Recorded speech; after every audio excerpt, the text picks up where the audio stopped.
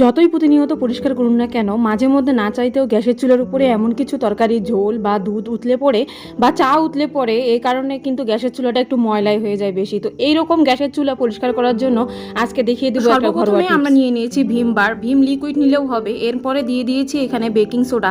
Baking soda দেওয়া না থাকলে আপনার বেকিং পাউডার দিতে পারবেন। বেকিং পাউডার দেওয়ার পরে আমি এখানে হালকা একটু লেবুর রস দিয়ে দিয়েছি এবং 1 চিমটি লবণ দিয়ে দিয়েছি। তো দেখতেই পাচ্ছেন কিভাবে বিক্রিয়া করছে। তো এরপরে ভালোভাবে মিক্স করে নিব। মিক্স করে নেওয়ার পরে এই মিশ্রণটিকে আমরা গ্যাসের চুলার যে অংশটা ময়লা রয়েছে সেই অংশটার উপরে ভালোভাবে মাখিয়ে নিয়ে নেব।